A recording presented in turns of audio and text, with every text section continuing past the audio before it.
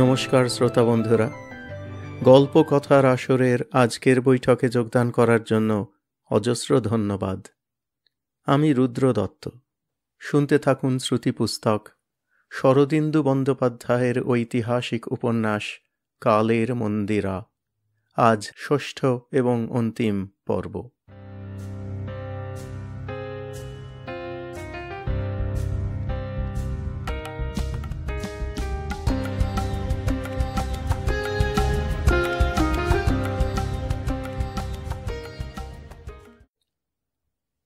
ষোড়শ পরিচ্ছেদ। রমণীর মন। স্কন্ধাবার তখনও জাগে নাই। পূর্ব দিকের পর্বতরেখা আকাশের গায়ে পরিস্ফুট হইতে আরম্ভ করিয়াছে। চিত্রক ও গুলিক বর্মা 100 সহস্র অশ্বারোহী লইয়া যাত্রা করিল। চতুর্দিকের সুবিপুল নিস্তব্ধতার মধ্যে অশ্বের ক্ষুরধ্বনি ও অস্ত্রের ঝনৎকার অতি ক্ষীণ শুনাইল। স্কন্দের অধিকৃত এই উপত্যকা হইতে নির্গমনের একটি পথ উত্তর দিকে, 2 গিরিশ্রেণীর মধ্যস্থলে প্রণালীর ন্যায় সংকীর্ণ সংকট পথ। এই সংকট প্রায় 2 ক্রোশ দূর পর্যন্ত 1,000 সতর্ক প্রহরী দ্বারা রক্ষিত। পাছে শত্রু অতর্কিতে স্কন্ধাবার আক্রমণ করে, তাই দিবারাত্র প্রহরার ব্যবস্থা। গুলিক বর্মা ও চিত্রক এই সংকট মার্গ দিয়া চলিল। প্রহরীরা সংবাদ জানিত, তাহারা নিঃশব্দে পথ ছাড়িয়া দিল। ক্রমে সূর্য উঠিল, বেলা বাড়িতে লাগিল। সংকট কখনো প্রশস্ত হইতেছে, আবার শীর্ণ হইতেছে, কদাচ বক্র হইয়া অন্য উপত্যকায় মিশিতেছে। মাঝে মাঝে স্কন্দের গুপ্তচরেরা প্রচ্ছন্ন গুল্ম রচনা করিয়া অবস্থান করিতেছে। তাহাদের নিকট পথের সন্ধান জানিয়া লইয়া গুলিক বর্মার দল অগ্রসর হইল। গুলিক ও চিত্রকের অশ্ব অগ্রে চলিয়াছে, পশ্চাতে শতযোদ্ধা। গুলিক স্বভাবত একটু বহুভাষী। এক রাত্রির পরিচয়ে চিত্রকের প্রতি তাহার সদ্ভাব জন্মিয়াছে। দুজনেই সমপদস্থ, সমবয়স্ক এবং যুদ্ধজীবী। গুলিক নানাবিধ প্রগল্ভ জল্পনা করিতে করিতে যাইতেছে। কোন রাজ্যের যোদ্ধারা কেমন যুদ্ধ করে, কোন দেশের যুবতীদের কিরূপ প্রণয় রীতি, আপন অভিজ্ঞতা হইতে এই সকল কাহিনী শুনাইতে শুনাইতে ধূমকেতুর ন্যায় গুম্ফ আমর্ষণ করিয়া অট্টহাস্য করিতে করিতে চলিয়াছে। গুলিকের সরল চিত্তে যুদ্ধ ও যুবতী ভিন্ন অন্য কোনো চিন্তার স্থান নাই। চিত্রক গুলিকের কথা শুনিতেছে, তাহার সহিত কণ্ঠ মিলাইয়া উচ্চ হাস্য করিতেছে, কদাচিৎ নিজেও 2-1টি সরস কাহিনী শুনাইতেছে। কিন্তু তাহার হৃদয়ের মর্মস্থলে একটি ভাবনা লুতা কীটের ন্যায় নিভৃতে জাল বুনিতেছে। রট্টা, মন বলিতেছে, রট্টা আর তাহার হইবে না। বিদ্যুৎ শিখার মতো অকস্মাৎ সে তাহার অন্তরে আসিয়াছিল, আবার বিদ্যুৎ শিখার মতোই অন্তর্হিত হইল। শুধু তাহার শূন্য অন্তর্লোকের অন্ধকার বাড়াইয়া দিয়া গেল। কাল রাত্রে সে বলিয়াছিল, ইহাতে ভালোই হইবে। স্কন্দগুপ্ত রট্টার প্রতি আসক্ত হইয়াছেন, ইহাতে ভালোই হইবে। কাহার ভালো হইবে? কিন্তু রট্টার দোষ নাই। নবযৌবনের স্বভাববশে সে চিত্রকের প্রতি আকৃষ্ট হইয়াছিল। 2 দিনের নিত্য সাহচর্য প্রীতির সৃজন করিয়াছিল। রাত্রে গুহার অন্ধকারে ভয়ে ব্যাকুল চিত্তে রট্টা যে কথা বলিয়াছিল, যে রূপ ব্যবহার করিয়াছিল, তাহার প্রতি অত্যধিক গুরুত্ব আরোপ করা যায় না। ক্ষণিকের আবেগ বিহ্বলতাকে স্থায়ী মনোভাব মনে করা অন্যায়। রমণীর মন কোমল ও তরল, অল্প তাপে উচ্ছ্বসিত হইয়া উঠে। এই সময় চিত্রক গুলিকের কণ্ঠস্বর শুনিতে পাইল। গুলিক একটি গল্প শেষ করিয়া বলিতেছে, বন্ধু চিত্রক বর্মা, নারী যতক্ষণ তোমার বাহু মধ্যে আবদ্ধ থাকে ততক্ষণ তোমার, বাহু মুক্ত হইলে আর কেহ নয়। অনেক দেশের অনেক নারী দেখিলাম, সকলে সমান, কোনো প্রভেদ নাই। চিত্রক হাসিয়া বলিল, আমারও তাহাই অভিজ্ঞতা। গুলিক আবার নূতন কাহিনী আরম্ভ করিল। না চিত্রক, রট্টাকে মন্দ ভাবিবে না। রট্টা রাজকন্যা। স্কন্দকে দেখিয়া সে যদি মনে মনে তাহার অনুরাগিনী হইয়া থাকে, ইহাতে বিচিত্র কি? স্কন্দের অনুরাগের যোগ্য পাত্র আর্যাবর্তে আর কে আছে? ইহাতে ভালোই হইবে, মণিকাঞ্চন যোগ হইবে। জল নিম্নে অবতরণ করে, অগ্নির স্ফুলিঙ্গ ঊর্ধ্বে উচ্ছ্রিত হয়। রট্টা অগ্নির স্ফুলিঙ্গ। এত রূপ এত গুণ কি সাধারণ মানুষের ভোগ্য হইতে পারে? কিন্তু চিত্রকের এখন কি হইবে? 7 দিনের মধ্যে তাহার জীবন সম্পূর্ণ ওলট পালট হইয়া গিয়াছে। 7 দিন আগে সে যে মানুষ ছিল, এখন আর সে মানুষ নাই। সে রাজপুত্র, কিন্তু নিঃস্ব অজ্ঞাত রাজপুত্র। যতদিন সে নিজেকে সামান্য সৈনিক বলিয়া জানিত, ততদিন তাহার চরিত্র অন্য রূপ ছিল। আর কি সে সামান্য সৈনিক সাজিয়া যুদ্ধ করিতে পারিবে? তবে তাহার কি দশা হইবে? কি লইয়া সে জীবন কাটাইবে? লক্ষ্যহীন নিরালম্ব জীবন। যে আশাতীত আকাঙ্ক্ষার বস্তু অনাহুত তাহার হৃদয়ের উপকূলে আসিয়া দাঁড়াইয়াছিল, প্রবলতর স্রোতের টানে সে দূরে ভাসিয়া যাইতেছে।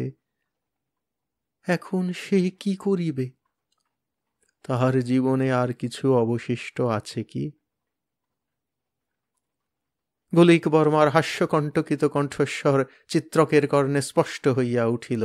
গুলিক বলিতেছে, 3 বৎসর পরে সেই শত্রুর সাক্ষাৎ পাইলাম। বন্ধু, ভাবিয়া দেখো, পুরাতন শত্রুকে তরবারির অগ্রে পাওয়ার সমান আনন্দ আর আছে কি? চিত্রক বলিল, না, এমন আনন্দ আর নাই। গুলিক বলিল, সেদিন শত্রুর রক্তে তরবারির তর্পণ করিয়াছিলাম, সে কথা স্মরণ করিলে আজিও আমার হৃদয় হর্ষোৎফুল্ল হয়। ইহার তুলনায় রমণীর আলিঙ্গন তুচ্ছ। চিত্রকের মনে পড়িয়া গেল যে পুরাতন শত্রুর উপর প্রতিহিংসা সাধন এই কার্যটি বাকি আছে। যে তাহার পিতাকে হত্যা করিয়াছিল, তাহাকে বধ করিয়া ক্ষত্রিয়ের কর্তব্য পালন এখনো বাকি আছে। নিয়তি কুটিল পথে তাহাকে সেই দিকেই লইয়া যাইতেছে। রট্ট ধর্মাদিত্যকে হত্যা করিয়া সে পিতৃঋণ মুক্ত হইবে। তারপর কি হইবে ভাবিবার প্রয়োজন নাই। সকল পথের শেষেই তো মৃত্যু। চিত্রক চষ্টন দুর্গের অভিমুখে চলুক, আমরা স্কন্দের শিবিরে ফিরিয়া যাই। প্রাতঃকালে স্কন্দ বহিঃকক্ষে আসিয়া বসিলে পিপ্পলি মিশ্র তাহাকে স্বস্তিবাচন করিয়া বলিলেন, বয়স্য, কাল রাত্রে বড় বিপদ গিয়াছে। স্কন্দ অন্যমনস্ক ছিলেন, বলিলেন, বিপদ? পিপ্পলি বলিলেন, শত্রু আমাদের সন্ধান পাইয়াছে। বয়স্য, এ স্থান আর নিরাপদ নয়। স্কন্দ তাহার বয়স্যকে চিনিতেন, তাই উদ্বিগ্ন হইলেন না। জিজ্ঞাসা করিলেন, কাল রাত্রে কি ঘটিয়াছিল? পিপ্পলি বলিলেন, কাল পরম সুখে নিদ্রা গিয়াছিলাম। মধ্যরাত্রে হঠাৎ ঘুম ভাঙিয়া গেল। অনুভব করিলাম মেরুদণ্ডের অধোভাগে কি কিলবিল করিতেছে। ভারী আনন্দ হইল, বুঝিলাম কুলকুণ্ডলিনী জাগিতেছেন। জপ তপ ধ্যান ধারণা অধিক করি না বটে, কিন্তু গোত্রফল কোথায় যাইবে? অতঃপর সহসা অনুভব করিলাম কুণ্ডলিনী আমাকে দংশন করিতেছে। দারুণ জ্বালা। দ্রুত উঠিয়া অনুসন্ধান করিলাম। কি বলিব বয়স্য, কুণ্ডলিনী নয়, পরম ঘোর কাষ্ঠ পিপীলিকা। তদবধি আর ঘুমাইতে পারি নাই। স্কন্দ ঈষৎ বিমনাভাবে বলিলেন, কাল আমিও ঘুমাইতে পারি নাই। পিপ্পলি বলিলেন, হ্যাঁ, তোমারও কাষ্ঠ পিপীলিকা? স্কন্দ উত্তর দিলেন না, মনে মনে বলিলেন, প্রায়। এই সময় মহাবলাধিকৃত কয়েকজন সেনাপতি আসিয়া উপস্থিত হইলেন। তখন যুদ্ধ সংক্রান্ত মন্ত্রণা আরম্ভ হইল। শত্রুপক্ষ সম্বন্ধে যে সকল সংবাদ সংগৃহীত হইয়াছিল তাহা লইয়া বাক বিতণ্ডা তর্ক বিচার চলিল। পরিশেষে স্থির হইল, শত্রুর অভিপ্রায় যতক্ষণ না স্পষ্ট হইতেছে ততক্ষণ তাহাদের আক্রমণ করা হইবে না। শত্রু যদি আক্রমণ করে তখন তাহাদের প্রতিরোধ করা হইবে। বর্তমানে স্কন্দের স্কন্ধাবার এই উপত্যকাতেই থাকিবে, স্থান পরিবর্তনের প্রয়োজন নাই। এখান হইতে শত্রু যে পথেই যাক তাহার উপর দৃষ্টি রাখা চলিবে। মন্ত্রণা সমাপ্ত হইতে দ্বীপ্রহর হইল। আহারাদি সম্পন্ন করিয়া স্কন্দ বিশ্রাম গ্রহণ করিলেন। লহরী আজ রট্টার সেবায় নিযুক্ত ছিল। একজন ভৃত্য স্কন্দকে ব্যজন করিল। বিশ্রামান্তে স্কন্দ গাত্রোত্থান করিলে লহরী আসিয়া বলিল, কুমার ভট্টারিকা রট্টা যশোধরা আসিতেছেন। রট্টা আসিয়া রাজার সম্মুখে দাঁড়াইল। সর্বাঙ্গে স্বর্ণভূষা ঝলমল করিতেছে, পরিধানে জবা পুষ্পের ন্যায় রক্তবর্ণ চীনপট্ট, সীমন্তে মুক্তা ফলের ললাম। লহরী অতি যত্নে কবরী বাঁধিয়া দিয়াছে।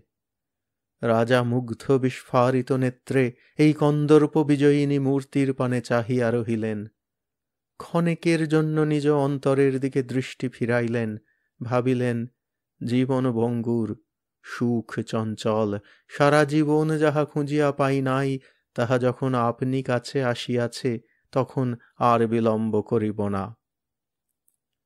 রট্টা রাজাকে প্রণাম করিয়া গদগদ কণ্ঠে বলিল, দেব, এই সকল উপহারের জন্য আপনাকে ধন্যবাদ দিব কি বিস্ময়ে আমি হতবাক হইয়াছি। আপনি কি ইন্দ্রজাল জানেন?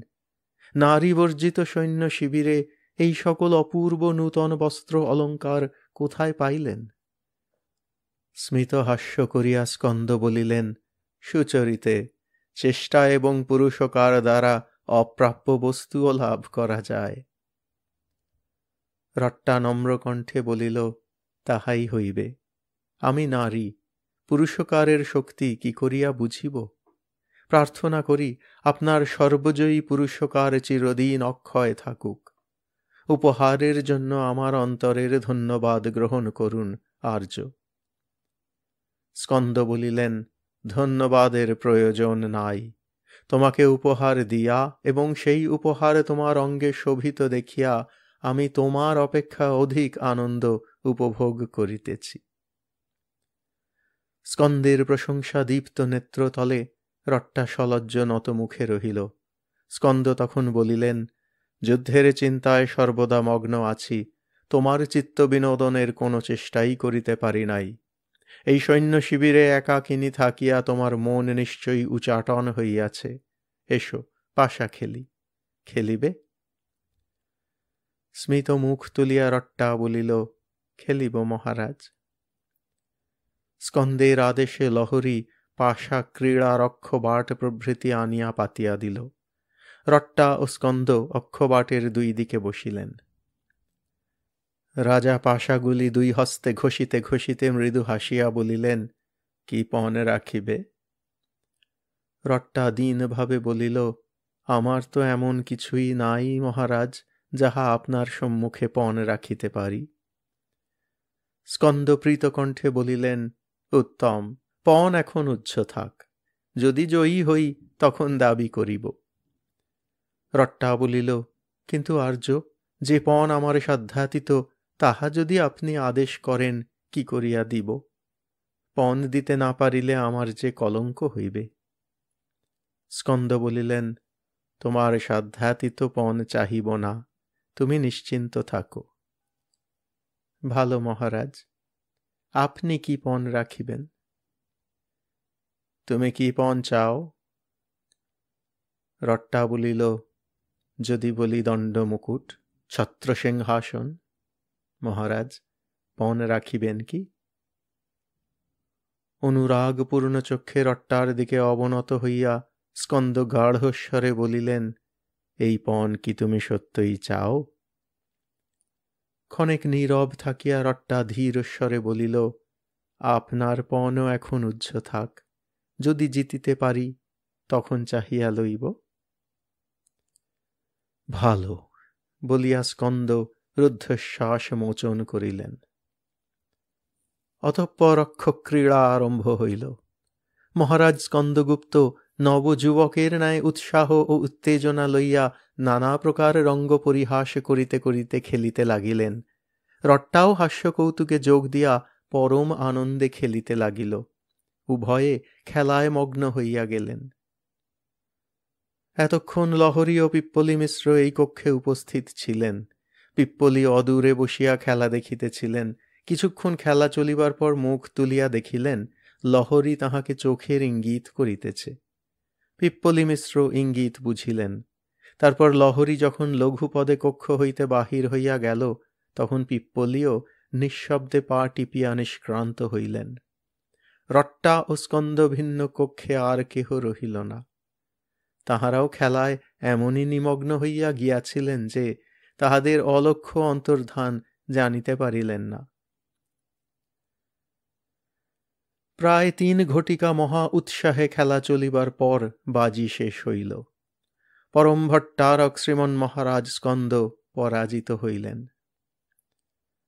রট্টা করতালি দিয়া হাসিয়া উঠিল। স্কন্দ বলিলেন, রট্টা যশোধরা, আমি তোমার নিকট পরাজয় স্বীকার করিলাম। এখন কি পণ লইবে লও। দণ্ড মুকুট ছত্র সিংহাসন সমস্তই লইতে পারো। রট্টা বলিল, না মহারাজ, অত স্পর্ধা আমার নাই। আমার ক্ষুদ্রপণ যথাসময়ে যাচনা করিব। স্কন্দ কিয়ৎকাল রট্টার মুখের পানে চাহিয়া থাকিয়া ধীরে ধীরে বলিলেন, ভাবিয়াছিলাম পাশার বাজিতে তোমার নিকট হইতে এক অমূল্য বস্তু জিতিয়া লইব, কিন্তু তাহা হইল না। এখন নিতান্ত দীনভাবে তোমার নিকট ভিক্ষা চাওয়া ছাড়া অন্য পথ নাই। তুমি ভিক্ষা দিবে কি? স্কন্দ যে কথা বলিতে উদ্যত হইয়াছেন তাহা রট্টার অপ্রত্যাশিত নয়, তবু তাহার হৃৎপিণ্ড দুরু দুরু করিয়া উঠিল। সে ক্ষীণ কণ্ঠে বলিল, আদেশ করুন আর্য। স্কন্দ বলিলেন, আমার বয়স 50 বৎসর, কিন্তু আমি বিবাহ করি নাই। বিবাহের প্রয়োজন কোনোদিন অনুভব করি নাই। এইরূপ নিঃসঙ্গভাবেই জীবন কাটিয়া যাইবে ভাবিয়াছিলাম, কিন্তু তোমাকে দেখিয়া, তোমার পরিচয় পাইয়া তোমাকে জীবন সঙ্গিনী করিবার ইচ্ছা হইয়াছে। স্কন্দ এইটুকু বলিয়া নীরব হইলেন। রট্টাও দীর্ঘকাল নত মুখে নির্বাক রহিল। তারপর অতি কষ্টে স্খলিত বাক সংযত করিয়া বলিল, দেব, আমি এ সৌভাগ্যের যোগ্য নই, আমাকে ক্ষমা করুন।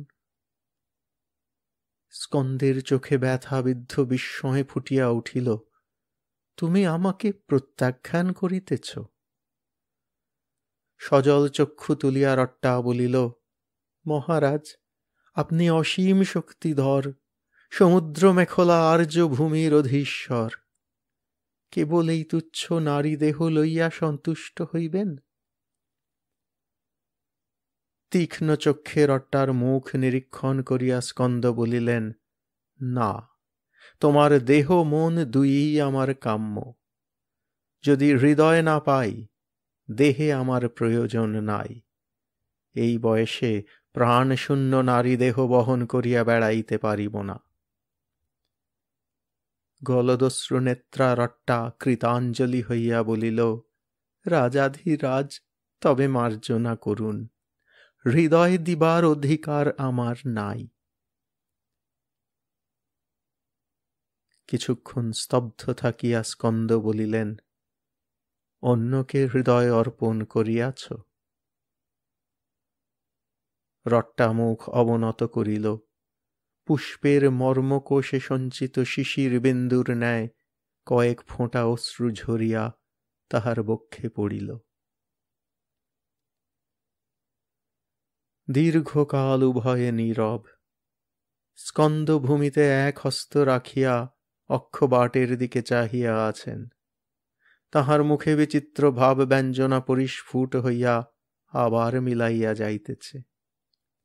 শেষে তিনি একটি গভীর নিঃশ্বাস ফেলিলেন। তাহার অধরে ক্ষীণ হাসি ফুটিয়া উঠিল।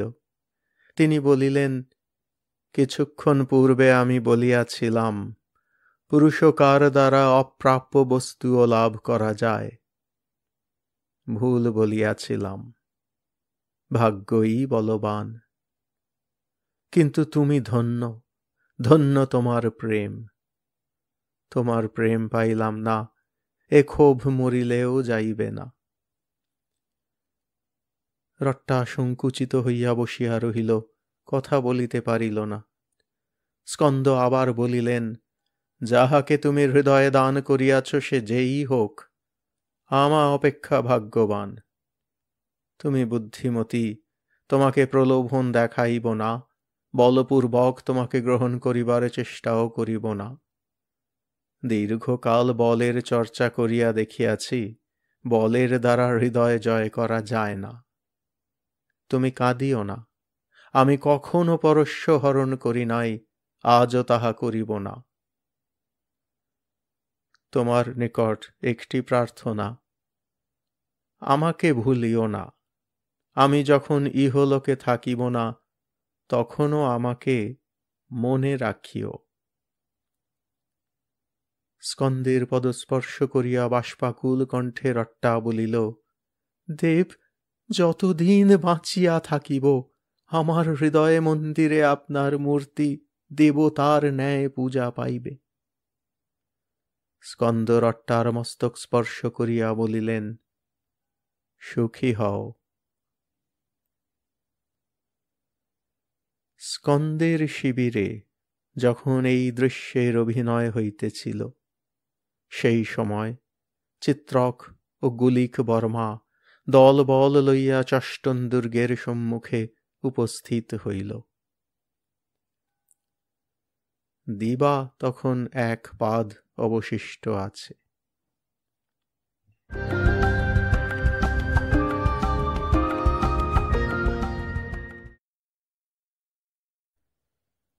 সপ্তদশ পরিচ্ছেদ।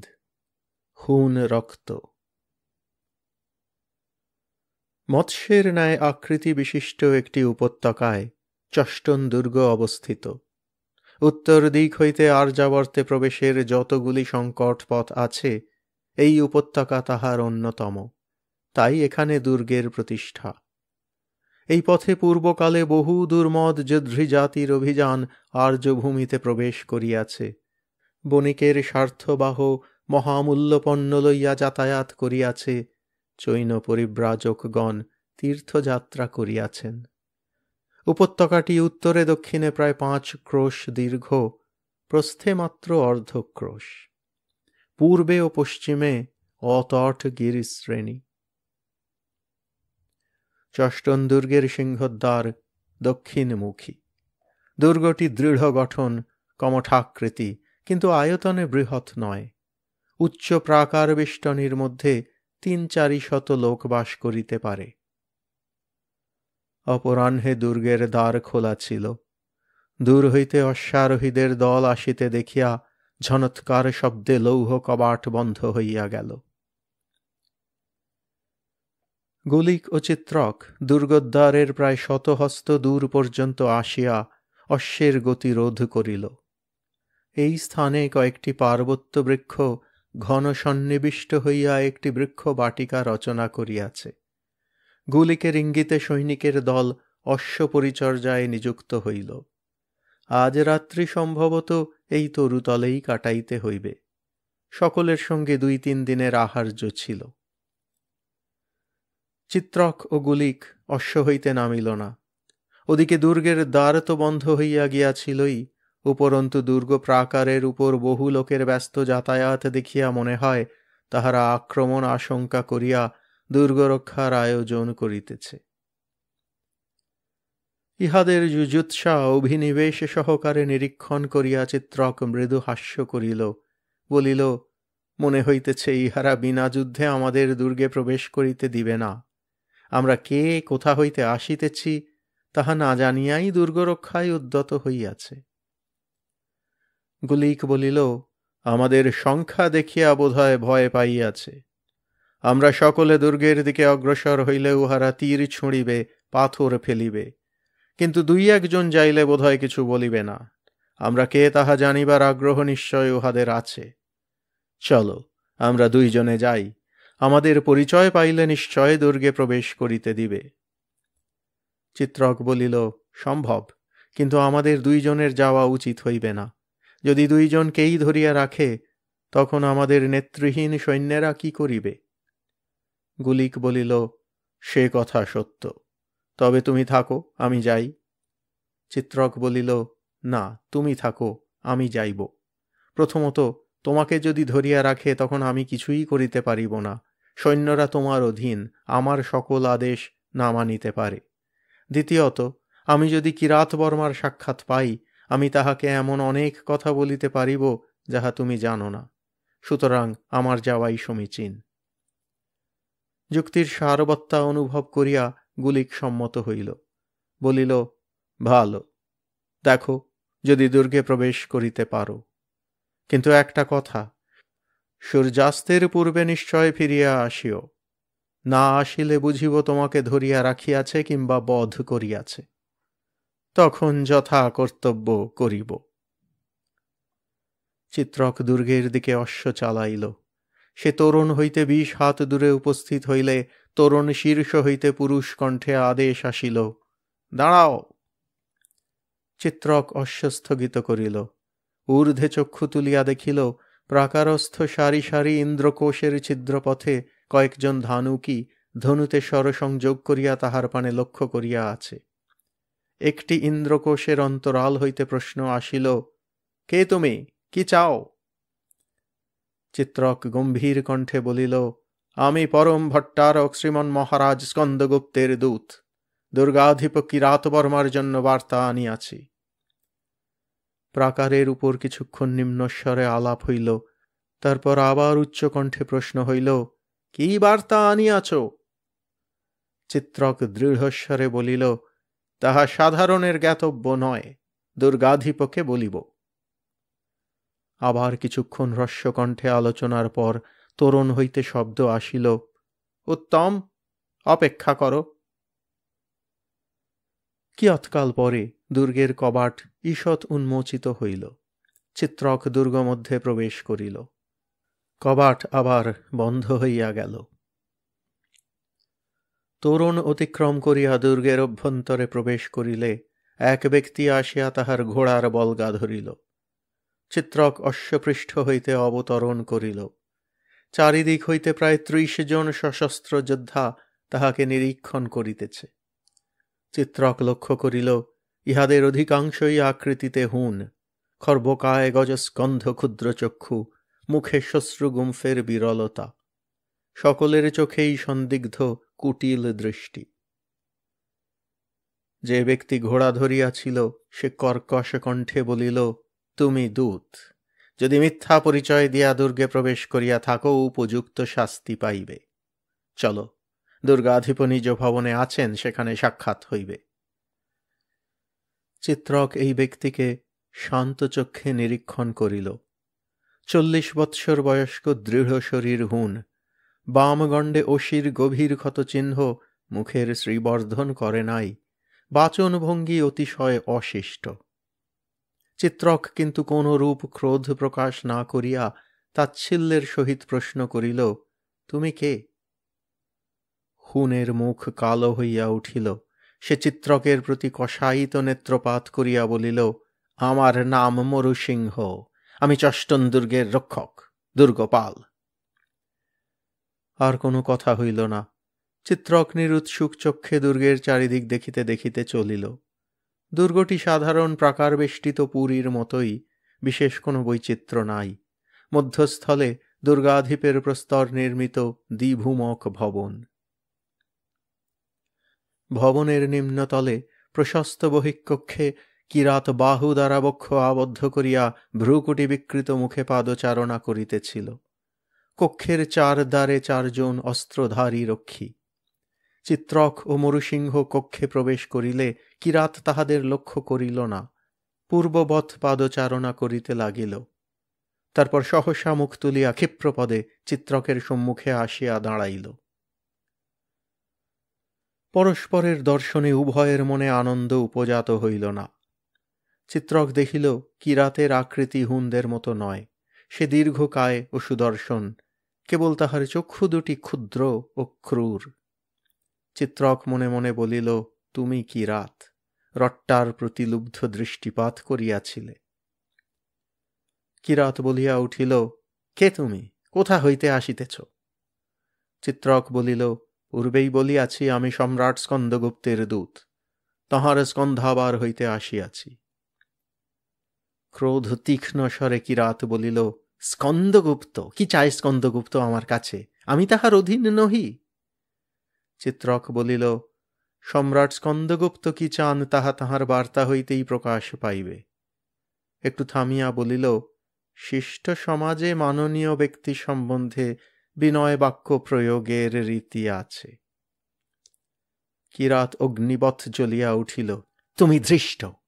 আমার দুর্গে আসিয়া আমার সহিত যে ধৃষ্টতা করে, আমি তাহার নাসাকর্ণ ছেদন করিয়া প্রাকার বাহিরে নিক্ষেপ করি। চিত্রকের ললাটের তিলক চিহ্ন ক্রমশ লাল হইয়া উঠিতে লাগিল, কিন্তু সে ধীর স্বরে বলিল, সম্রাট স্কন্দগুপ্তের দূতকে লাঞ্ছিত করিলে স্কন্দ সহস্র রণহস্তি আনিয়া তোমাকে এবং তোমার দুর্গকে হস্তির পদতলে নিপিষ্ট করিবেন। মনে রাখিও, আমি একা নই, বাহিরে শত অশ্বারোহী অপেক্ষা করিতেছে। মনে হইল কিরাত বুঝি ফাটিয়া পড়িবে, কিন্তু সে দন্ত দ্বারা অধর দংশন করিয়া অতি কষ্টে ক্রোধ সম্বরণ করিল। অপেক্ষাকৃত শান্তস্বরে বলিল, তুমি যে স্কন্দগুপ্তের দূত তাহার প্রমাণ কি? চিত্রক নিঃশব্দে অভিজ্ঞান অঙ্গুরীয় বাহির করিয়া দিল। নত মুখে কিছুক্ষণ অঙ্গুরীয় পর্যবেক্ষণ করিয়া কিরাত যখন মুখ তুলিল, তখন তাহার মুখ দেখিয়া চিত্রক অবাক হইয়া গেল। কিরাতের মুখে অগ্নিবর্ণ ক্রোধ আর নাই, তৎপরিবর্তে অধর প্রান্তে মৃদু কৌতুকহাস্য ক্রীড়া করিতেছে। কিরাত মিষ্টস্বরে বলিল, দূত মহাশয়, আপনি স্বাগত। আমার রূঢ় ব্যবহারের জন্য কিছু মনে করিবেন না। যুদ্ধবিগ্রহের সময় কোনো আগন্তুক দুর্গে প্রবেশ করিলে তাহাকে পরীক্ষা করিয়া লইতে হয়। আপনি যদি আমার তর্জনে ভয় পাইতেন, তাহা হইলে বুঝিতাম অঙ্গুরীয় সত্ত্বেও আপনি সম্রাটের দূত নন, শত্রুর গুপ্তচর। যা হোক, আপনার ব্যবহারে আমার সন্দেহ ভঞ্জন হইয়াছে। আসুন, উপবেশন করুন। চিত্রক কথায় ভিজিল না, মনে মনে বুঝিল কিরাত তাহাকে ভয়ে দেখাইবার চেষ্টায় ব্যর্থ হইয়া এখন অন্য পথ ধরিয়াছে। সে আরও সতর্ক হইল। কিরাত শুধু ক্রূর ও ক্রোধী নয়, কপটতায় ধুরন্ধর। উভয়ে আসন পরিগ্রহ করিলে কিরাত বলিল, সম্রাট কি বার্তা পাঠাইয়াছেন? লিখিত লিপি? চিত্রক শুষ্কস্বরে বলিল, না, সম্রাট সামান্য দুর্গাধিপকে লিপি লেখেন না, মৌখিক বার্তা। কিরাত এই অবজ্ঞা গলাধ্যকরণ করিল। চিত্রক তখন বলিল, সম্রাট সংবাদ পাইয়াছেন যে বিটঙ্ক রাজরট্ট ধর্মাদিত্য চষ্টন দুর্গে আছেন। চকিতে কিরাত প্রশ্ন করিল, এ সংবাদ কোথায় পাইলেন? চিত্রক বলিল, কুমার ভট্টারিকা যশোধরার মুখে। কিরাতের চক্ষু ক্ষণেকের জন্য বিস্ফারিত হইল। সে কিয়ৎকাল স্তব্ধ থাকিয়া বলিল, তারপর বলুন। সম্রাট জানিতে পারিয়াছেন যে আপনি ছলপূর্বক ধর্মাদিত্যকে দুর্গে আবদ্ধ রাখিয়াছেন। কিরাত পরম বিস্ময় ভরে বলিয়া উঠিল, আমি আবদ্ধ করিয়া রাখিয়াছি? সে কি কথা? ধর্মাদিত্য আমার রাজা, আমার প্রভু। চিত্রক নীরস কণ্ঠে বলিয়া চলিল, কুমার ভট্টারিকা রট্টা যশোধরাকেও আপনি কপটপত্র পাঠাইয়া দুর্গে আনিবার চেষ্টা করিয়াছিলেন। গভীর নিঃশ্বাস ফেলিয়া কিরাত বলিল, সকলেই আমাকে ভুল বুঝিয়াছে। ইহা দুর্দৈব ছাড়া আর কি হইতে পারে? ধর্মাদিত্য স্বয়ং কন্যাকে দেখিবার জন্য উৎসুক হইয়াছিলেন। চিত্রক বলিল, সে যা হোক, সম্রাট স্কন্দগুপ্ত আদেশ দিয়াছেন অচিরাৎ বিটঙ্করাজকে আমাদের হস্তে অর্পণ করুন। সম্রাট তাঁহার সাক্ষাতের অভিলাষী। কিরাত বলিল, কিন্তু বিটঙ্করাজ আমার অধীন নয়, আমি তাহার অধীন। সম্রাটের সহিত সাক্ষাৎ করা না করা তাহার ইচ্ছা। তবে বিটঙ্করাজকেই সম্রাটের আদেশ জানাইব। তিনি কোথায়? তিনি এই ভবনেই আছেন, কিন্তু দুঃখের বিষয় তিনি অতিশয় অসুস্থ। তাহার সহিত আপনার সাক্ষাৎ হইতে পারে না। কিছুক্ষণ উভয়ে চোখে চোখে চাহিয়া রহিল, কিন্তু কিরাতের দৃষ্টি অবনত হইল না। শেষে চিত্রক বলিল, তবে কি বুঝিব সম্রাটের আজ্ঞা পালন করিতে আপনি অসম্মত? কিরাত ক্ষুব্ধস্বরে বলিল, দূত মহাশয়, আপনিও আমাকে ভুল বুঝিতেছেন। আমি অসহায়। ধর্মাদিত্য আমার রাজা, আমার পিতৃতুল্য। তাহার জীবন বিপন্ন করিয়া আমি আপনার সহিত তাহার সাক্ষাৎ ঘটাইতে পারি না। বৈদ্য আমাদের সাবধান করিয়া দিয়াছেন, কোন প্রকার উত্তেজনার কারণ ঘটিলেই ধর্মাদিত্যের প্রাণ বিয়োগ হইবে। ক্ষণিক চিন্তা করিয়া চিত্রক বলিল, মহারাজের সঙ্গে সন্নিধাতা আসিয়াছিল, তাহার নাম হর্ষ। সে কোথায়? স্কন্দগুপ্তের দূতের কাছে কিরাত এ প্রশ্ন প্রত্যাশা করে নাই। সে চমকিয়া উঠিল, তারপর দ্রুত কণ্ঠে বলিল, হর্ষ আসিয়াছিল বটে, কিন্তু গতকল্য কপতকুটে ফিরিয়া গিয়াছে। আর নকুল এবং তাহার সহচরগণ? রাজকন্যা রট্টা যশোধরা আসিলেন না দেখিয়া তাহারাও ফিরিয়া গিয়াছে।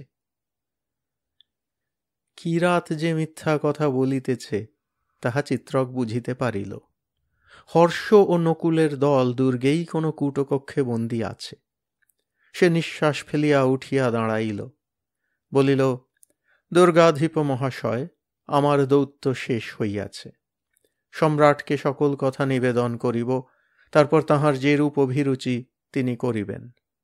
তিনি আপনাকে জানাইতে বলিয়াছিলেন যে তাহার আদেশ অমান্য করিলে তিনি স্বয়ং আসিয়া সহস্রহস্তি দ্বারা দুর্গ সমভূমি করিবেন। আপনাকে এ কথা জানাইয়া রাখা উচিত বিবেচনা করি। চিত্রক ফিরিয়া দ্বারের দিকে চলিল। দূত মহাশয়! কিরাত তাহার নিকটে আসিয়া দাঁড়াইল। কিরাতের কণ্ঠস্বর মর্মাহত, মুখের ভাব বসংবদ। সে বলিল, আপনি আমার কথা বিশ্বাস করিতেছেন না, কিন্তু ভাবিয়া দেখুন, মহাপরাক্রান্ত সম্রাটের বিরাগভাজন হইয়া আমার লাভ কি? নিতান্ত নিরুপায় হইয়া আমি। সে কথা সম্রাট বিবেচনা করিবেন। দূত মহাশয়, আপনার প্রতি আমার একটি নিবেদন আছে। আপনি কয়েকদিন অপেক্ষা করুন, এখনই ফিরিয়া যাইবেন না। ইতিমধ্যে যদি ধর্মাদিত্য আরোগ্য হইয়া ওঠেন, তখন আপনি তাহার সহিত সাক্ষাৎ করিয়া যথোচিত কর্তব্য করিবেন। আমার দায়িত্ব শেষ হইবে। এ আবার কোন নূতন চাতুরী? চিত্রক বিবেচনা করিয়া বলিল, আমি আগামীকল্য সন্ধ্যা পর্যন্ত অপেক্ষা করিতে পারি, তাহার অধিক নয়। কিরাট ললাট কুঞ্চিত করিয়া বলিল, মাত্র কাল সন্ধ্যা পর্যন্ত? ভালো, আপনার যেরূপ অভিরুচি। আপনাদের সকলকে দুর্গ মধ্যে স্থান দিতে পারিলে সুখী হইতাম, কিন্তু দুর্গে স্থানাভাব। মরুসিংহ, দূতপ্রবরকে সসম্মানে দুর্গ বাহিরে প্রেরণ কর। মরুসিংহ হিংস্র চক্ষে চিত্রকের পানে চাহিল, তারপর বাক্য ব্যয় না করিয়া বাহিরের দিকে চলিতে আরম্ভ করিল। চিত্রক তাহার অনুগামী হইল। ভবনের প্রতিহার ভূমি পর্যন্ত আসিয়া চিত্রক একবার ফিরিয়া চাহিল। দ্বারের কাছে কিরাত দাঁড়াইয়া আছে। তাহার মুখে বসংবদ ভাব আর নাই। দুই চক্ষু হইতে কুটিল হিংসা বিকীর্ণ হইতেছে। চারি চক্ষুর মিলন হইতেই কিরাত ফিরিয়া কক্ষে প্রবেশ করিল। চিত্রক যখন বৃক্ষবাটিকায় ফিরিয়া আসিল, তখন সূর্যাস্ত হইতেছে। গলিককে সমস্ত কথা বলিলে গলিক গুম্ফের প্রান্ত আকর্ষণ করিতে করিতে বলিল, অসভ্য বর্বরটার কোনো দুরভিসন্ধি আছে। রাত্রে সাবধানে থাকিতে হইবে, অতর্কিতে আক্রমণ করিতে পারে। কিরাতের যে কোনো গুপ্ত অভিপ্রায় আছে তাহা চিত্রক সন্দেহ করিয়াছিল, কিন্তু রাত্রে আক্রমণ করিবে তাহা তাহার মনে হইল না। অন্য কোনো উদ্দেশ্যে কিরাত কাল বিলম্ব করিতে চাহে, কিন্তু কি সেই উদ্দেশ্য? চিত্রকের দল ফিরিয়া না গিয়া এখানে থাকিলে কিরাতের কি সুবিধা হইবে? কিরাত কি ধর্মাদিত্যকে হত্যা করিয়াছে, কিংবা হত্যা করিতে চায়? সম্ভব নয়। ইচ্ছা থাকিলেও আর তাহা সাহস করিবে না। তবে কি? গুলিক বলিল, দণ্ডেন গোবর্ধভৌ। লোকটাকে হাতে পাইলে লাঠ্যৌষধি দিয়া সিধা করিতাম। যা হোক, উপস্থিত সতর্ক থাকা দরকার। আমি 10 জন প্রহরী লইয়া মধ্যরাত্রি পর্যন্ত পাহারায় থাকিব, বাকি রাত্রি তুমি পাহারা দিও। সন্ধ্যার পরে চিত্রক বৃক্ষতলে কম্বল পাতিয়া শয়ন করিল। দেহ ও মন দুইই ক্লান্ত, সে অবিলম্বে ঘুমাইয়া পড়িল। মধ্যরাত্রে গুলিক আসিয়া তাহাকে জাগাইয়া দিল।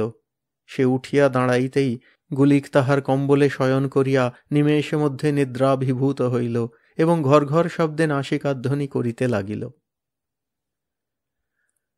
বৃক্ষবাটিকায় ঘোর অন্ধকার, চারিদিকে সৈন্যগণ ভূশয্যায় পড়িয়া ঘুমাইতেছে। তরুচ্ছায়ার বাহিরে আসিয়া চিত্রক সাবধানে বৃক্ষবাটিকা পরিক্রমণ করিল। ভূমি সমতল নয়, অত্রতত্র বৃহৎ পাষাণখণ্ড পড়িয়া আছে, অন্ধকারে দৃষ্টিগোচর হয় না। 10 জন সৈনিক স্থানে স্থানে দাঁড়াইয়া নিঃশব্দে প্রহরা দিতেছে। বাটিকার পশ্চাৎভাগে অশ্বগুলি ছন্দবদ্ধ অবস্থায় রহিয়াছে। বাহিরের দিকে দৃষ্টি প্রেরণ করিয়া চিত্রক কিছুই দেখিতে পাইল না। ঘন তমিশ্রায় সমস্ত একাকার হইয়া গিয়াছে। কেবল দুর্গের উন্নত স্কন্ধ আকাশের গাত্রে গাঢ়তর অন্ধকারের ন্যায় প্রতীয়মান হইতেছে।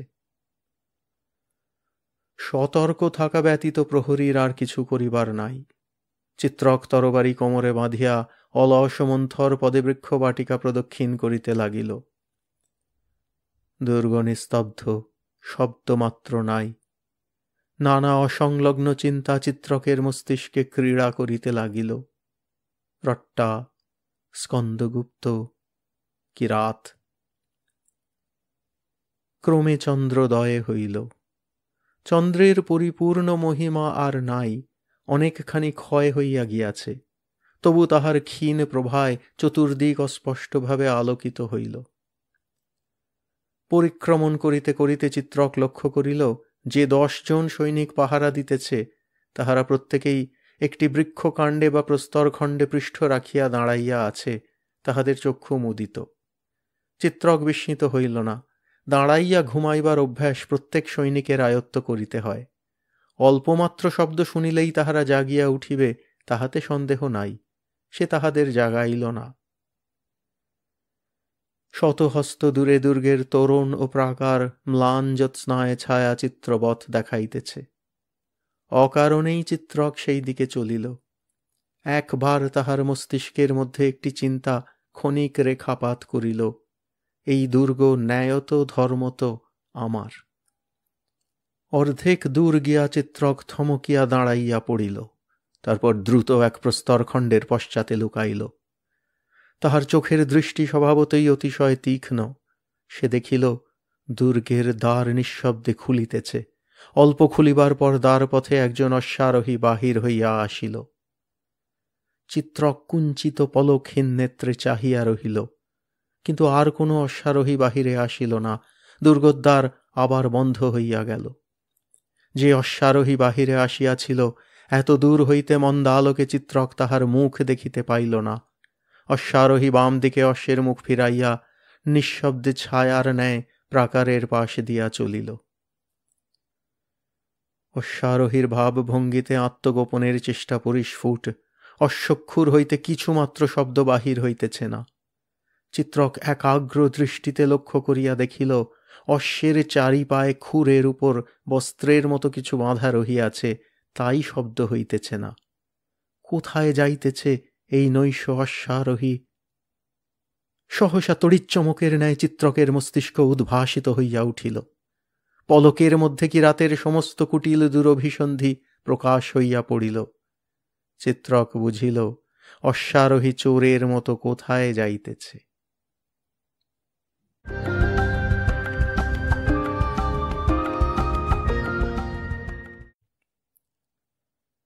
অষ্টাদশ পরিচ্ছেদ। উপসংহার।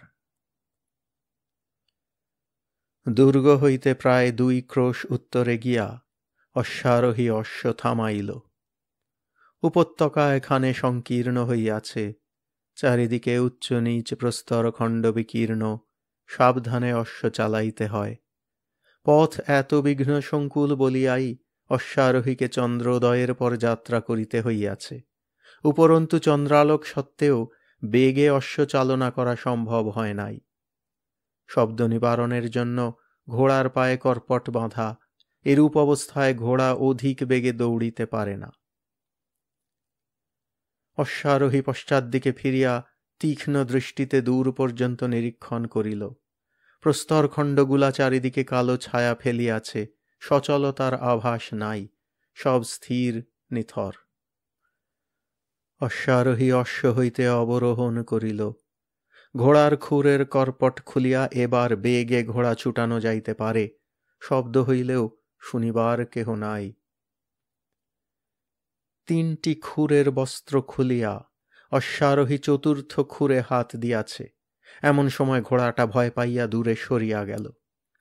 অশ্বারোহী চকিতে উঠিয়া পিছু ফিরিল, অমনি তরবারির অগ্রভাগ তাহার বুকে ঠেকিল। চিত্রক বলিল, মরুসিংহ, অশুভক্ষণে যাত্রা করিয়াছিলে, আমার সঙ্গে ফিরিতে হইবে। মরুসিংহের বুকে লৌহ জালিক ছিল, সে এক লাফে পিছু হটিয়া সঙ্গে সঙ্গে তরবারি বাহির করিল। চিত্রকের রশি তাহার বুকে বিঁধিল না, তাহাকে আর একটু দূরে ঠেলিয়া দিল মাত্র।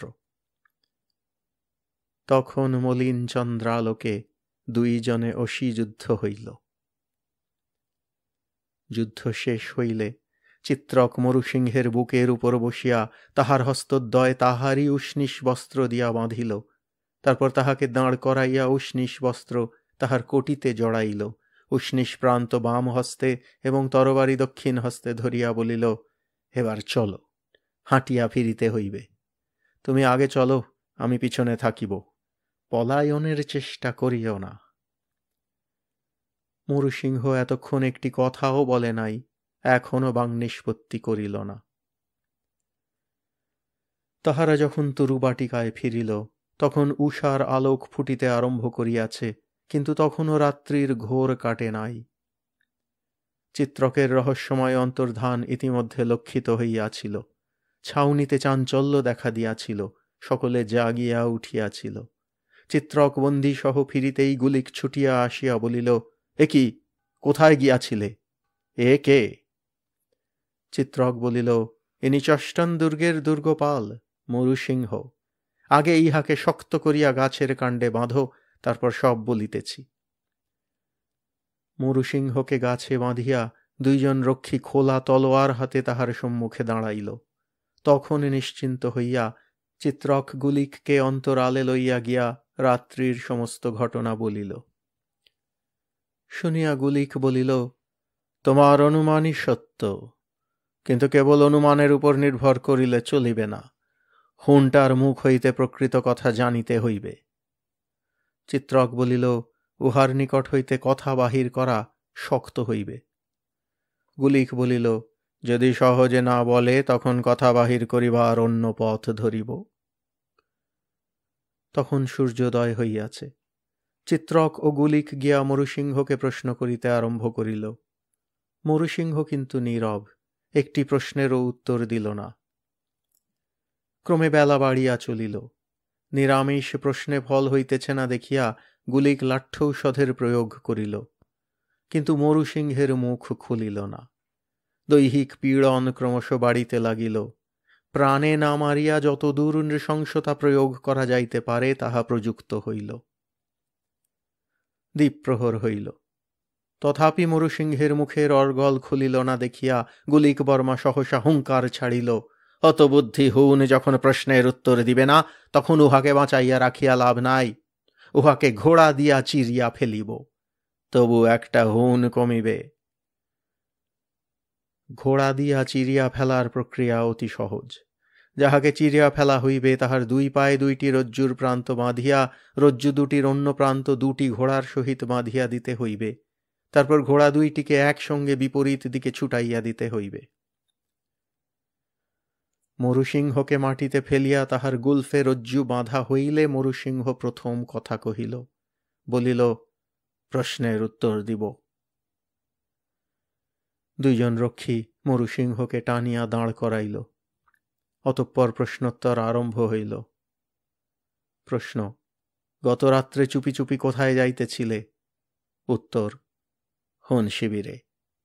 প্রশ্ন, হুন শিবির কত দূর? উত্তর, এখান হইতে 30 ক্রোশ বায়ুকোণে। পথ আছে? গুপ্ত পথ আছে। তুমি হুনদের পথ দেখাইয়া আনিতে যাইতেছিলে? হ্যাঁ। কে তোমাকে পাঠাইয়াছিল? দুর্গাধিপ। তুমি নিজ ইচ্ছায় যাও নাই? প্রমাণ কি? দুর্গাধিপের পত্র আছে।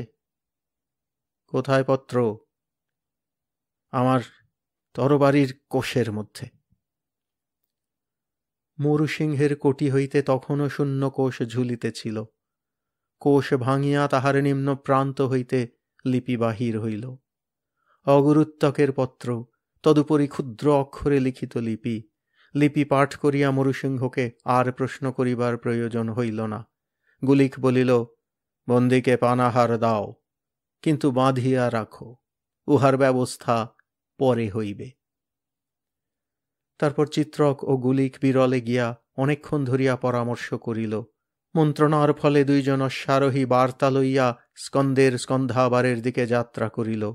গুরুতর সংবাদ, অবিলম্বে সম্রাটের গোচর করা প্রয়োজন।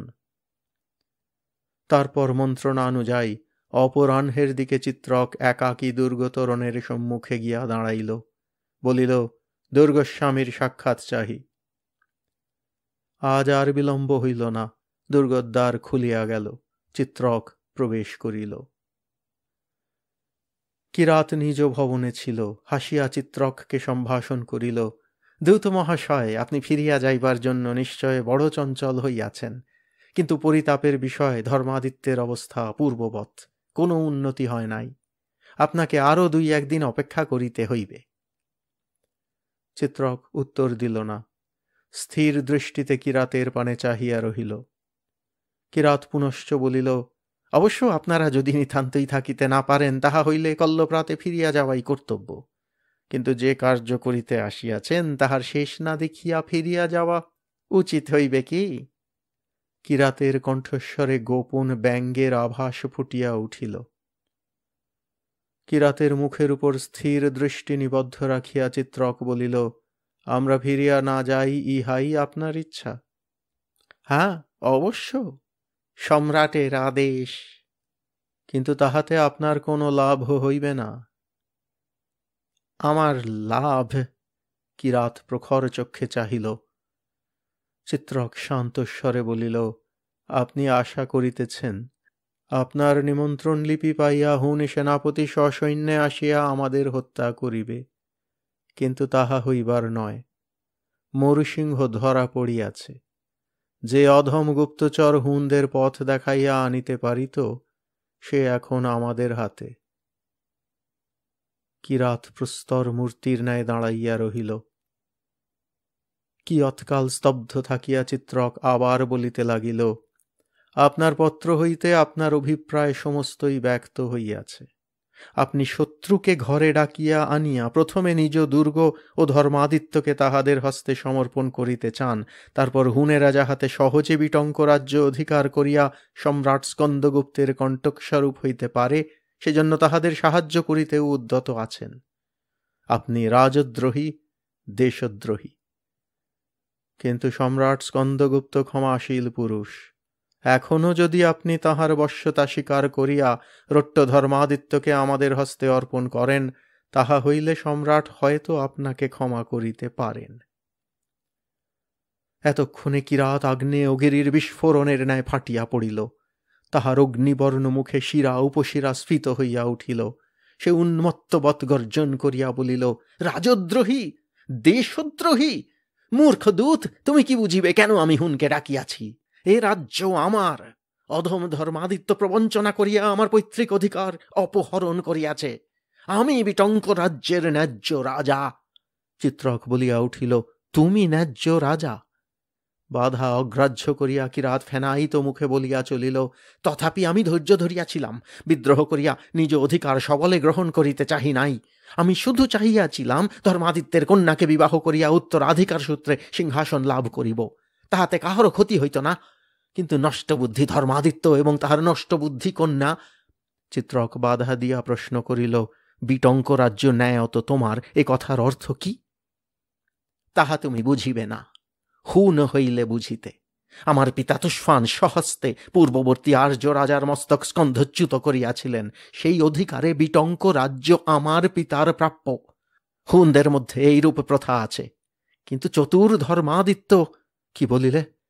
তোমার পিতা পূর্ববর্তী আর্য রাজাকে হত্যা করিয়াছিল, ধর্মাদিত্য হত্যা করে নাই। না, এ কথা সকলে জানে, কিন্তু এ পৃথিবীতে সুবিচার নাই।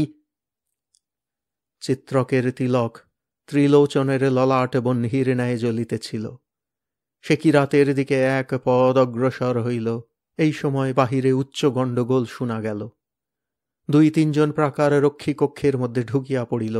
একজন রুদ্ধশ্বাসে বলিল, দুর্গেশ, শত শত রণহস্তি লইয়া একদল সৈন্য দক্ষিণ দিক হইতে আসিতেছে, বোধহয় স্বয়ং স্কন্দগুপ্ত। একটি হস্তির মাথায় শ্বেত ছত্র রহিয়াছে। স্কন্দগুপ্ত বলিলেন, রট্টা যশোধরার নিকট পাশার বাজি হারিয়াছিলাম, তাই পণ রক্ষার জন্য আসিতে হইয়াছে। এখন দেখিতেছি আসিয়া ভালোই করিয়াছি। দুর্গের মধ্যে উন্মুক্ত স্থানে সভা বসিয়াছিল। স্কন্দের রণহস্তির দল চক্রাকারে সভাস্থল ঘিরিয়াছিল। দুর্গ এখন স্কন্দের অধিকারে। কিরাত স্কন্দের বিরুদ্ধে দুর্গদ্বার রোধ করিতে সাহসী হয় নাই। প্রাণ বাঁচাইবার ক্ষীণ আশা লইয়া তাহার কাছে আত্মসমর্পণ করিয়াছিল। এদিকে কপোতকূট হইতে চতুরানন ভট্ট অনুমান 400 সৈন্য সংগ্রহ করিয়া প্রায় স্কন্দের সমকালেই আসিয়া উপস্থিত হইয়াছেন। গর্দভ পৃষ্ঠে আরোহণ করিয়া জম্বুকও সঙ্গে আসিয়াছে। স্কন্দ একটি প্রশস্ত বেদীর উপর বসিয়াছিলেন, পাশে ধর্মাদিত্য। ধর্মাদিত্যের দেহ শুষ্ক শীর্ণ, মুখে ক্লেশের চিহ্ন বিদ্যমান, কিন্তু তাহাকে দেখিয়া মরণাপন্ন রোগী বলিয়া মনে হয় না। রট্টা যশোধরা তাহার জানু আলিঙ্গন করিয়া পদপ্রান্তে বসিয়াছিল। চিত্রক, গুলিক ও আরও অনেক সেনামুখ্য সভার সম্মুখভাগে দণ্ডায়মান ছিল। কিরাত কিছু দূরে একাকী বক্ষ বাহুবদ্ধ করিয়া দাঁড়াইয়াছিল। ধর্মাদিত্য ভগ্নস্বরে বলিলেন, আমার আর রাজ্য সুখে স্পৃহা নাই, আমি সংঘের শরণ লইব। রাজাধিরাজ, আপনি আমার এই ক্ষুদ্র রাজ্য গ্রহণ করুন, আততায়ীর সন্ত্রাস হইতে প্রজাকে রক্ষা করুন। স্কন্দ বলিলেন, তাহা করিতে পারি, কিন্তু আমি তো বিটঙ্ক রাজ্যে থাকিয়া রাজ্য শাসন করিতে পারিব না। একজন স্থানীয় সামন্ত প্রয়োজন, যে সিংহাসনে বসিয়া প্রজা শাসন করিবে। এমন কে আছে? ধর্মাদিত্য বলিলেন, আমার একমাত্র কন্যা আছে, এই রট্টা যশোধরা। বলিয়া রট্টার মস্তকে হস্ত রাখিলেন। স্কন্দ বলিলেন, রট্টা আপনার কুমারী কন্যা। যদি আপনার জামাতা থাকিত, সে আপনার স্থলাভিষিক্ত হইয়া রাজ্য শাসন করিতে পারিত, কাহারও ক্ষোভের কারণ হইত না। কিন্তু অনধিকারী ব্যক্তিকে সিংহাসনে বসাইলে রাজ্যে অশান্তি ঘটিবার সম্ভাবনা। বর্তমান অবস্থায় তাহা বাঞ্ছনীয় নয়। ধর্মাদিত্য, আপনি আরও কিছুকাল রাজদণ্ড ধারণ করিয়া থাকুন, তারপর। ধর্মাদিত্য সবিনয়ে যুক্ত করে বলিলেন, আমাকে ক্ষমা করুন, সংসারে আমার নির্বেদ উপস্থিত হইয়াছে। আপনার রাজ্য আপনি যাহাকে ইচ্ছা দান করুন, আমার কন্যার জন্যও আর আমি অনুগ্রহ ভিক্ষা করি না। রট্টা আপনার স্নেহ পাইয়াছে, সে আপনারই কন্যা। আপনি প্রজার কল্যাণে যে রূপ ইচ্ছা করুন। সভা কিছুক্ষণ স্তব্ধ হইয়া রহিল। তারপর রট্টা ধীরে ধীরে উঠিয়া দাঁড়াইল।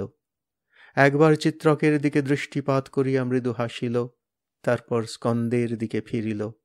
বলিল, আয়ুষ্মান, রাজ্যের ন্যায্য অধিকারীর যদি অভাব ঘটিয়া থাকে, আমি একজন ন্যায্য অধিকারীর সন্ধান দিতে পারি। সকলে বিস্ফারিত নেত্রে চাহিল। রট্টা বলিল, যে আর্য রাজাকে জয় করিয়া পিতা বিটঙ্ক রাজ্য অধিকার করিয়াছিলেন, সেই আর্য রাজার বংশধর জীবিত আছেন। স্কন্দ বলিয়া উঠিলেন, কে সে? কোথায় সে? উত্তর না দিয়া রট্টা ধীর পদে গিয়া চিত্রকের সম্মুখে দাঁড়াইল। চিত্রক অভিভূতভাবে স্খলিত স্বরে একবার রট্টা বলিয়া নীরব হইল। রট্টা চিত্রকের হাত ধরিয়া স্কন্দের সম্মুখে লইয়া আসিল, বলিল, ইনি সিংহাসনের ন্যায্য অধিকারী। স্কন্দ সবিস্ময়ে বলিলেন, চিত্রক বর্মা? রট্টা বলিল, ইহার প্রকৃত নাম তিলক বর্মা। স্কন্দ বলিলেন, তিলক বর্মা, তুমি ভূতপূর্ব আর্য রাজার পুত্র? চিত্রক বলিল, হ্যাঁ, পূর্বে জানিতাম না, সম্প্রতি জানিয়াছি। স্কন্দ প্রশ্ন করিলেন, প্রমাণ আছে? চিত্রক বলিল, যিনি আমার গোপন পরিচয় প্রকাশ করিয়াছেন তিনিই প্রমাণ দিবেন, আমার কোনো আগ্রহ নাই। রট্টা বলিল, প্রমাণ আছে, প্রয়োজন হইলে দিব। কিন্তু আর্য, প্রমাণের কি কোনো প্রয়োজন আছে? স্কন্দ তীক্ষ্ণ চক্ষে একবার রট্টার মুখ ও একবার চিত্রকের মুখ দেখিলেন। তাহার অধরে ঈষৎ ক্লিষ্ট হাসি দেখা দিল। তিনি বলিলেন, না, প্রয়োজন নাই। তিলক বর্মা, বিটঙ্কের সিংহাসন তোমাকে দিলাম। রট্টা যশোধরা, বিটঙ্কের রাজমহিষী হইতে বোধ করি তোমার কোনো আপত্তি নাই। রট্টা অধোমুখী হইয়া আবার পিতার পদতলে বসিয়া পড়িল। সভাস্থ সকলে চিত্রার্পিতবৎ এই দৃশ্য দেখিতেছিল, এখন হর্ষধ্বনি করিয়া উঠিল। রট্টধর্মাদিত্য আসন ছাড়িয়া উঠিয়া দাঁড়াইলেন। চিত্রককে সম্বোধন করিয়া কম্পিত কণ্ঠে বলিলেন, বৎস, যৌবনের প্রচণ্ডতায় যে হিংসাবৃত্তি অবলম্বন করিয়াছিলাম, তজ্জন্য অনুতাপে আমার হৃদয় দগ্ধ হইতেছে। বিটঙ্কের সিংহাসন তোমার, তুমি তাহা ভোগ করো, আর আমার রট্টা যশোধরাকে গ্রহণ করিয়া আমাকে ঋণমুক্ত করো। চিত্রক মস্তক অবনত করিয়া বলিল, আপনি স্বেচ্ছায় ঋণ পরিশোধ করিলেন, আপনি মহানুভব, কিন্তু অন্য একটি আদান প্রদান এখনো বাকি আছে। চিত্রক দ্রুত পদে কিরাতের সম্মুখে গিয়া দাঁড়াইল, বলিল, আমার পরিচয় শুনিয়াছ, পিতৃ ঋণ শোধ করিতে প্রস্তুত আছ? রক্তহীন মুখ তুলিয়া কিরাত বলিল, আছি। চিত্রক বলিল, তবে তরবারি লও, আমাকেও পিতৃ ঋণ পরিশোধ করিতে হইবে।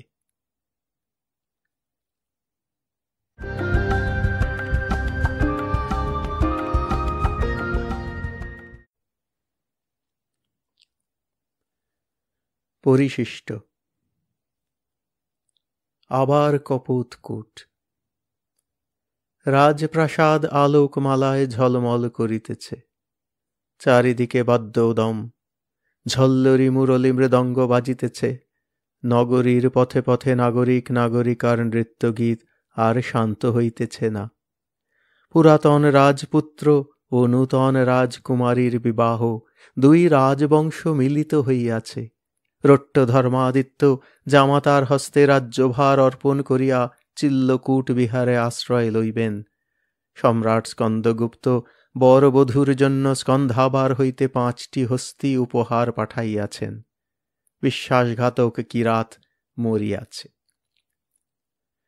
সকলেই সুখী, সকলেই আনন্দমত্ত। এমনকি বৃদ্ধ হুন যোদ্ধা মোঙের অধরে হাসি ফুটিয়াছে। প্রত্যেক মদিরা ভবনে নাগরিকেরা আনন্দ কোলাহল করিয়া তাহাকে ডাকিতেছে এবং মদ্যপান করাইতেছে। তাহার বহুশ্রুত গল্প শুনিয়া কেহই পলায়ন করিতেছে না, বরং উচ্চকণ্ঠে হাসিতেছে, বলিতেছে, মোং, তারপর কি হইল, তারপর কি হইল? মোঙের সুরাভিষিক্ত মন আনন্দে টলমল করিতেছে, সে ক্রমাগত গল্প বলিয়া চলিয়াছে। রাজপ্রাসাদে বিবাহ ক্রিয়া সম্পন্ন হইয়াছে। গভীর রাত্রে একটি পুষ্পসুরভিত কক্ষে চিত্রক, রট্টা আর সুগোপা ছিল। চিত্রক বলিল, সুগোপা, তুমি আমার সহিত বিশ্বাসঘাতকতা করিয়াছ। সুগোপা চটুল কণ্ঠে বলিল, বিশ্বাসঘাতকতা না করিলে সখীকে পাইতেন কি? পুষ্পাভরণ ভূষিতা রট্টার হাতে একটি রৌপ্য নির্মিত বাণ ছিল। কন্যাকে বিবাহকালে ইহা ধারণ করিতে হয়। সেই বাণ দিয়া সুগোপার উরুর উপর মৃদু আঘাত করিয়া রট্টা বলিল, সুগোপা কি আমার কাছে কিছু গোপন করিতে পারে? পরদিনই প্রাতে আসিয়া আমাকে তোমার সকল পরিচয় দিয়াছিল। চিত্রক রট্টার হাত ধরিয়া জিজ্ঞাসা করিল, রট্টা, আমার প্রকৃত পরিচয় জানিতে পারিয়া তোমার কি মনে হইয়াছিল? রট্টার চক্ষু দুটি ক্ষণকাল তন্দ্রাবিষ্ট হইয়া রহিল। তারপর সে বলিল, সেদিন সন্ধ্যার পর চাঁদের আলোয় প্রাকারের উপর তোমার সহিত দেখা হইয়াছিল, মনে আছে? তোমার মনের ভাব বুঝিতে পারিয়াছিলাম। মনে মনে সংকল্প করিয়াছিলাম, তোমাকে প্রতিহিংসা লইবার সুযোগ দিব, নচেত তোমার হৃদয় জয় করিব। কিন্তু তুমি প্রতিহিংসা লইলে না, তাই তোমার হৃদয়ে জয় করিলাম আর তোমাকে ভালোবাসিলাম। রট্টা চিত্রকের পানে বিদ্যুৎ বিলাস তুল্য কটাক্ষ হানিল। তারপর সুগোপার কানে কানে বলিল, সুগোপা, তুই এখন গৃহে যা, রাত্রি শেষ হইতে চলিল। আজিকার রাত্রে মালাকরকে আর বঞ্চিত করিস না। সুগোপাও চুপি চুপি বলিল, বলো না, নিজের মালাকর পাইয়াছ, তাই আমাকে বিদায় করিতে চাও? আর বুঝি তর সহিতেছে না? সুগোপা ফুৎকারে প্রদীপ নিভাইয়া দিয়া হাসিতে হাসিতে ছুটিয়া পলাইল। তারপর সুখ স্বপ্নের ন্যায় 6 মাস কাটিয়া গিয়াছে। ওদিকে হুনের সহিত স্কন্দগুপ্তের যুদ্ধ চলিতেছে। হুন কখনো হটিয়া যাইতেছে, কখনো অতর্কিত পথে অগ্রসর হইয়া আসিতেছে। বিটঙ্ক রাজ্যে এখনো হুন প্রবেশ করিতে পারে নাই। চষ্টন দুর্গে অধিষ্ঠিত হইয়া গুলিক বর্মা সহস্রচক্ষু হইয়া সংকট পথ পাহারা দিতেছে। চিত্রক নিজ রাজ্যে এক সৈন্য দল গঠিত করিয়াছে। 3,000 সৈন্য কপোতকূট রক্ষার জন্য সর্বদা প্রস্তুত হইয়া আছে। একদিন সূর্যাস্তের সময় প্রাসাদ শীর্ষে উঠিয়া রট্টা দেখিল, চিত্রক স্থির হইয়া দাঁড়াইয়া পশ্চিম দিগন্তের পানে তাকাইয়া আছে। রট্টা কাছে গিয়া তাহার বাহু জড়াইয়া দাঁড়াইল। কি দেখিতেছ? চমক ভাঙিয়া চিত্রক বলিল, কিছু না। সূর্যাস্তের বর্ণগৌরব কি অপূর্ব! মেঘ পাহাড় ও আকাশ একাকার হইয়া গিয়াছে, যেন রক্তবর্ণ রণক্ষেত্র। রট্টা কিছুক্ষণ চিত্রকের মুখের উপর চক্ষু পাতিয়া রহিল। তারপর বলিল, যুদ্ধে যাইবার জন্য তোমার মন বড় চঞ্চল হইয়াছে। ধরা পড়িয়া গিয়া চিত্রক একটু করুণ হাসিল। রট্টা তাহার স্কন্ধে হস্ত রাখিয়া বলিল, যদি মন অধীর হইয়া থাকে, যুদ্ধে যাও না কেন? চিত্রক চকিতে একবার তাহার পানে চাহিল, কিন্তু নীরব রহিল। রট্টা তখন ঈষৎ হাসিয়া বলিল, তোমার মনের কথা বুঝিয়াছি। তুমি ভাবিতেছ হুন আমার স্বজাতি, তাহাদের বিরুদ্ধে তুমি যুদ্ধযাত্রা করিলে আমি দুঃখ পাইব। তোমার বোধহয় বিশ্বাস, স্বজাতির বিরুদ্ধে যুদ্ধ করিতে হইবে বলিয়া পিতা রাজ্য ত্যাগ করিয়াছেন। সত্য কি না? চিত্রক বলিল, না, ধর্মাদিত্য অন্তর হইতে বুদ্ধ তথাগতের শরণ লইয়াছেন। কিন্তু তুমি রট্টা, তোমার দেহে হুন রক্ত আছে। আমি হুনের বিরুদ্ধে যুদ্ধযাত্রা করিলে সত্যই কি তুমি দুঃখ পাইবে না? রট্টা দৃঢ়স্বরে বলিল, না, হুন যেমন তোমার শত্রু, তেমনি আমার শত্রু। আমার দেশ যে আক্রমণ করে, পরম আত্মীয় হইলেও সে আমার শত্রু। তোমার মন টানিয়াছে, তুমি যুদ্ধে যাও, স্কন্দগুপ্তের সহিত যোগদান করো। চিত্রক রট্টাকে বাহুবদ্ধ করিয়া বলিল, রট্টা, ভাবিয়াছিলাম আমার রাজ্য যতদিন আক্রান্ত না হইবে ততদিন নিরপেক্ষ থাকিব, কিন্তু তবু হৃদয় অধীর হইয়াছিল। তুমি আমার মনের কথা কি করিয়া জানিলে? আমি অন্তর্যামিনী তাহা এখনো বুঝিতে পারো নাই? রট্টা হাসিল। উৎসাহ ভরে চিত্রক বলিল, তবে যাই? আমি 1,000 সৈন্য লইয়া যাইব, বাকি 200 পুরী রক্ষার জন্য থাকিবে। রট্টা বলিল, তুমি রাজা, তোমার যাহা ইচ্ছা করো, কিন্তু তোমার অনুপস্থিতিতে রাজ্য দেখিবে কে? চিত্রক বলিল, তুমি দেখিবে, চতুর্ভট্ট দেখিবেন। রট্টা অনেকক্ষণ স্বামীর মুখের পানে চাহিয়া রহিল, চোখ দুটি ছল ছল করিতে লাগিল। শেষে বাষ্পরুদ্ধস্বরে বলিল, তুমি যখন যুদ্ধ জয় করিয়া ফিরিয়া আসিবে, একটি নতুন মানুষ পুরদ্বারে তোমাকে অভ্যর্থনা জানাইবে। বলিয়া স্বামীর বক্ষে মুখ লুকাইল।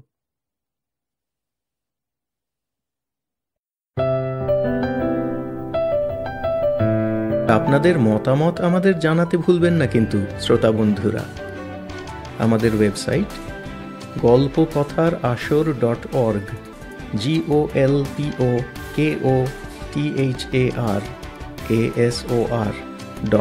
golpokothar.org